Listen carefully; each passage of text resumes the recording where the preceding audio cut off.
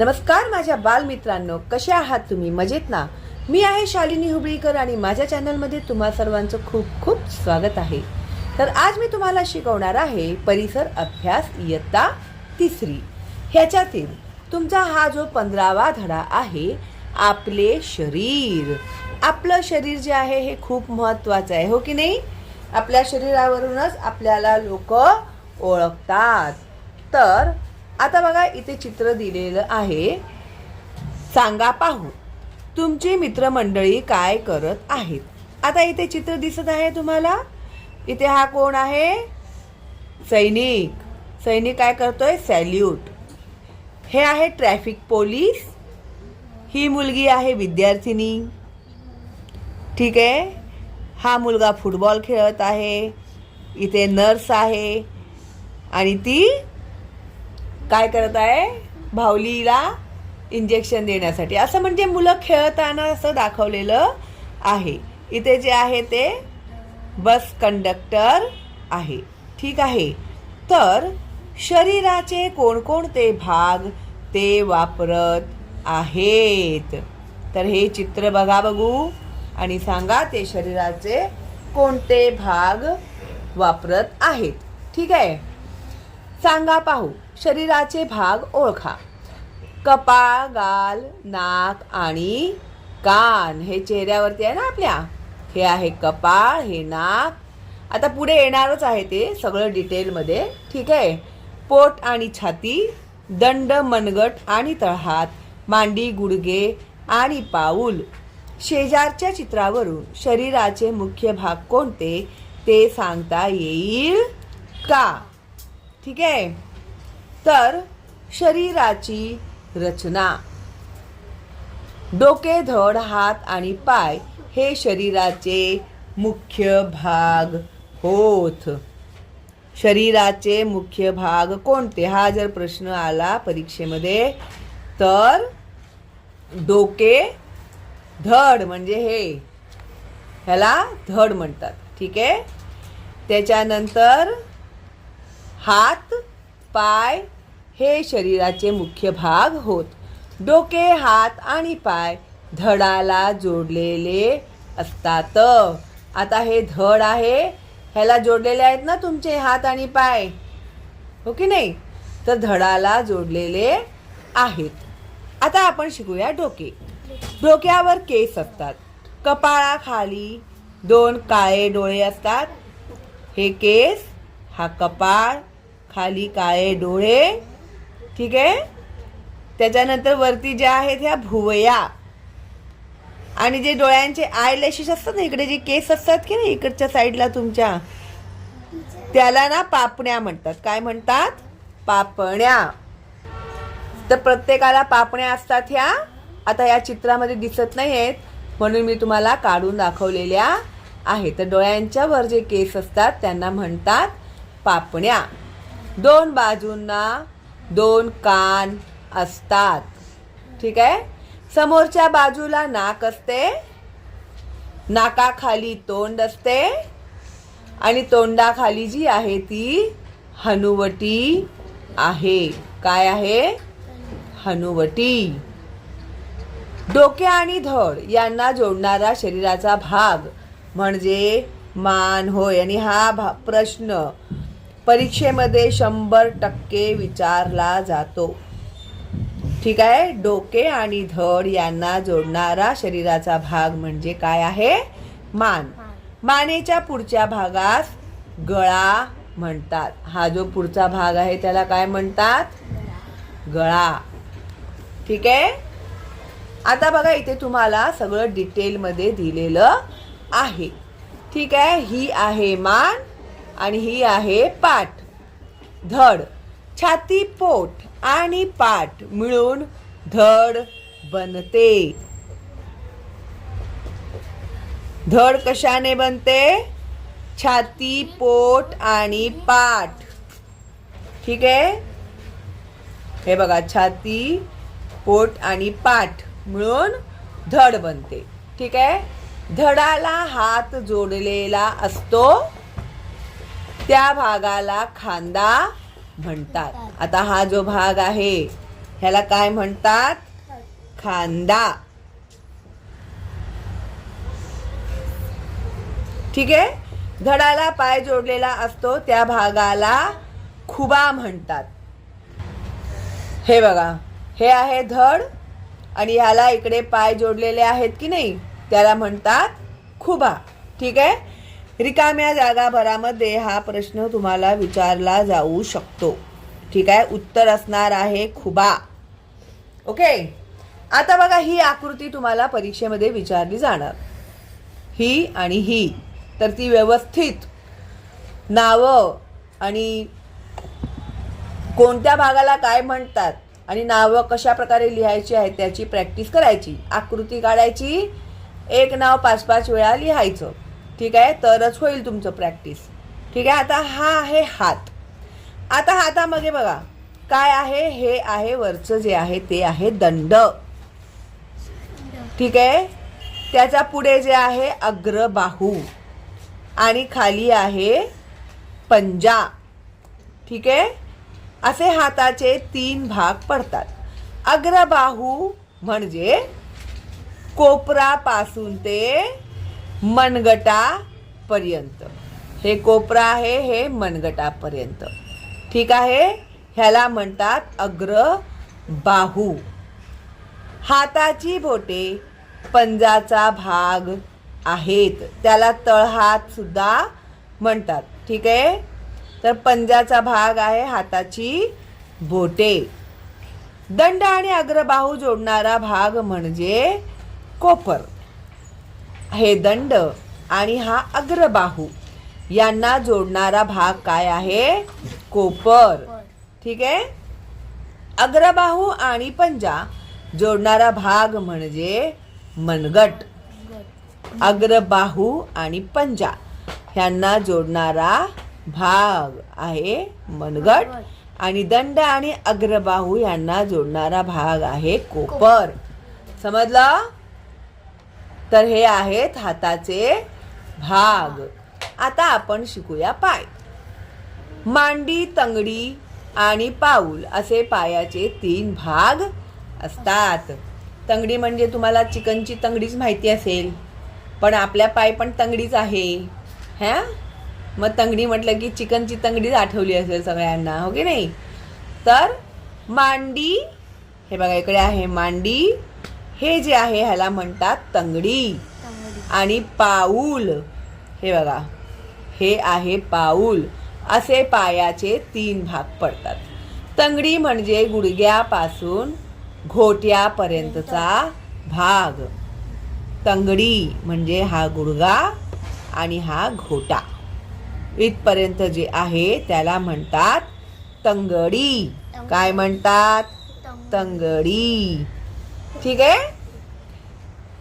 त्यानंतर पायाची बोटे पावलाचा भाग असतात. हे आहे ना बोटे, हे पावलाचा भाग असतात. मांडी आणि तंगडी जोडणारा भाग म्हणजे गुडघा. हे मांडी आणि तंगडी यांना जोडणारा भाग काय आहे? गुडघा. तंगडी आणि पाऊल जोडणारा भाग म्हणजे घोटा. बघा, तंगडी आणि पाऊल ह्यांना जोडणारा भाग काय आहे? तर हा आहे घोटा. आता ही नावं तुम्हाला लक्षात ठेवावीच लागणार, म्हणून एक आकृती 5-5 वेळा काढा. ठीक आहे. मी बोलते तसं अभ्यास केला ना तुम्ही तर पैकीच्या पैकी गुण येतील तुम्हाला. सांगा पाहू, गुडघ्यांत पाय न वाकवता कसे चालाल? आता गुडघ्यांत पाय न वाकवता चालू शकतो का आपण? गुडघे फोल्ड केल्याशिवाय चालू शकत नाही. कोपर न वाकवता केस कसे विंचराल? हे कोपर आहे, कोपरला न वाकवता आपण केस कसं विंचणार, हो की नाही? शरीराची हालचाल. विटी दांडूच्या खेळातील दांडू घ्या, तो वाकवायचा प्रयत्न करा. दांडू वाकतो का? हा लाकूड नाही वाकत. का वाकत नाही? समजा आपले हात पायही वाकले नसते तर? विचार करू शकता का तुम्ही? जर वाकले नसते तर काय झालं असतं? आपल्याला हालचाल करता आली असती का? आपले काही अवयव वागतात, त्यामुळे आपण हालचाल करू शकतो. तर आपले काही अवयव वागतात म्हणून तर एक साधं उदाहरण मी देते.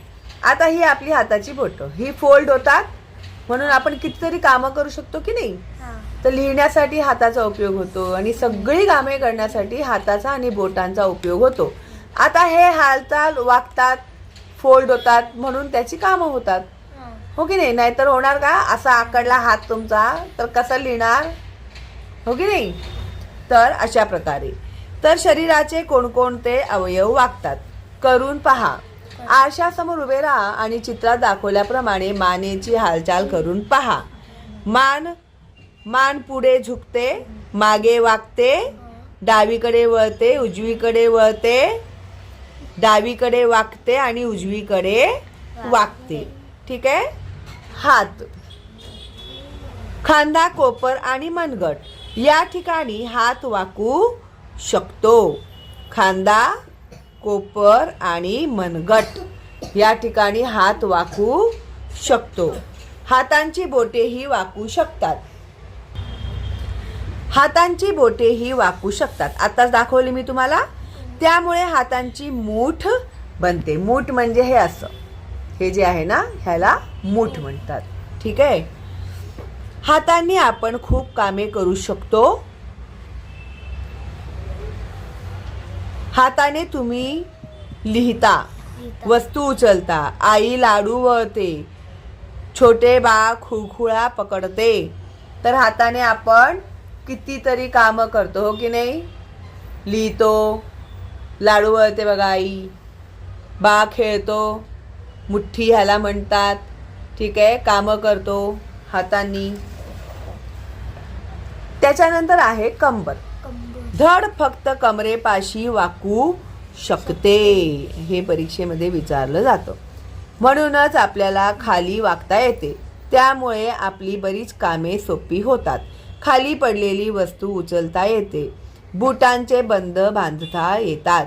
खेळताना अडचण येत नाही. का? तर आपण कमरेमधून वाकू शकतो म्हणून. ठीक आहे.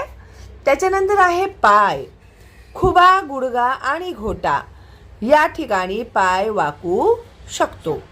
पायांची बोटेही वाकू शकतात, पण हातांच्या बोटांइतकी वाकत नाहीत. आता हाताची बोटे आपण कितीतरी वाकवू शकतो, हो की नाही? पण पायांची बोटे आपण तेवढी वाकवू शकत नाही. पायांनीही आपण काही कामे करू शकतो. पायांमुळे आपण उभे राहतो, चालतो आणि पळतो. जिन्यावरून चढतो किंवा उतरतो, उड्या मारतो, काही यंत्रेही चालवतो. पायांनी होणारी कामे. ठीक आहे.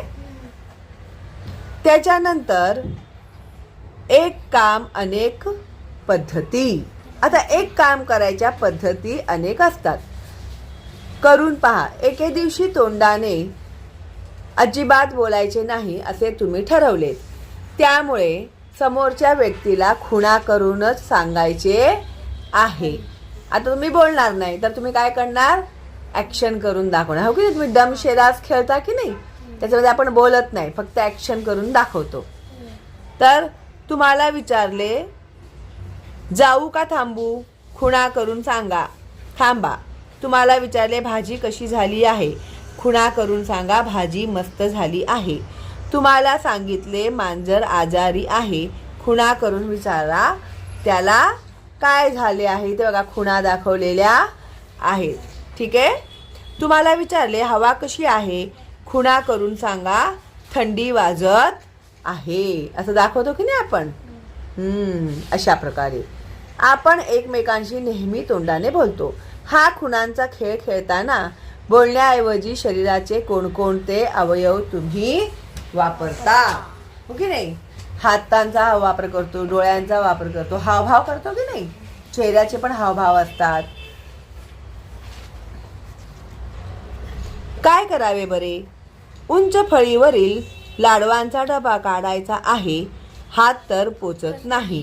कोणतेही काम करण्यासाठी वेगवेगळ्या पद्धतींची निवड करता येते. नेहमीच्या पद्धतीने काम होत नसेल तर कधी इतरांची मदत घेता येते, कधी विशेष साधने वापरता येतात. एखादे काम करत असताना कोणाला अडचण येऊ शकते, तेव्हा शक्य ती मदत आपण जरूर करावी. आता उंचावर डबा ठेवलेला असेल तर आपण काय करणार? शिडीचा उपयोग करू शकतो, टेबलाचा उपयोग करतो, खुर्चीचा उपयोग करतो, अनेक साधनांचा वापर करतो ते काढण्यासाठी. जरा डोके चालवा. ताईच्या कडेवर बसल्यामुळे बाळाला कोणते काम झाले? काय काम झाले बाळाला? ते आहे छोटंसं, इथपर्यंतच. त्याला हे वरचं दिसणार का? नाही. आता ताईने त्याला कडेवर घेतलं तर त्याला बाहेरचं सगळं दिसत आहे. ठीक आहे, आणि ते खुश होत आहे. माझ्यासारखे दुसरे कोणीही नाही. जगामध्ये खूप खूप लोक आहेत, पण सगळ्यांना अवयव मात्र तेच आहेत, हो की नाही? सगळ्यांना 2 डोळे आहेत, नाक आहे, कान आहे, हो की नाही? जीभ आहे, हात आहे, पाय आहे, हो की नाही? कुणाला 4 पाय 2 हात असं आहे का? 2 नाक आणि 1 कान आहे का? नाही. सगळ्यांचे अवयव सारखे आहेत की नाही? तरीही एका व्यक्तीसारखी दुसरी व्यक्ती दिसत नाही. तू वेगळी दिसते, ती वेगळी दिसते, तो वेगळा दिसतो, सगळेजण वेगवेगळे दिसतो की नाही आपण? तर का? कारण प्रत्येकाच्या शरीराची ठेवण निरनिराळी असते. हा प्रश्न परीक्षेमध्ये येतो. उंची, जाडी, केसांची ठेवण, चेहरेपट्टी निरनिराळी असते. कुणाचा गोल चेहरा असतो, कुणाचा लांबट चेहरा असतो, कुणाचा त्रिकोणी असतो, कुणाचा चौकोनी असतो. प्रत्येकाचे चेहरे वेगवेगळे असतात. संपूर्ण जगात तुमच्यासारखे तुम्हीच दिसता हे माहीत आहे का तुम्हाला? ठीक आहे, माहीत आहे का तुम्हाला? कधी कधी जुळ्या बहिणी किंवा जुळे भाऊ अगदी एकसारखे दिसतात, पण त्यांच्यातही थोडासा फरक असतोच. आपण काय शिकलो? डोके, धड, हात व पाय हे शरीराचे मुख्य भाग आहेत. छाती, पोट आणि पाठ मिळून धड बनते. डोके, हात व पाय धडाला जोडलेले असतात. डोके आणि धड जोडणारा शरीराचा भाग म्हणजे मान होय. हात खांद्याच्या ठिकाणी तर पाय खुब्यात धडाला जोडलेले असतात. शरीर विशिष्ट ठिकाणी वाकू शकते, म्हणून आपण हालचाली करू शकतो. मान, हात, पाय आणि कंबर यांच्या मदतीने शरीराच्या हालचाली होतात. हे नेहमी लक्षात ठेवा. आपण सर्व कामे शरीराच्या मदतीने करतो. आपणच आपल्या शरीराची काळजी घ्यायला हवी. शरीराची काळजी घ्यायला हवी म्हणजे व्यवस्थित खायला पाहिजे, प्यायला पाहिजे, व्यायाम करायला पाहिजे, हो की नाही? जेवणामध्ये नाटकं करायची नाही.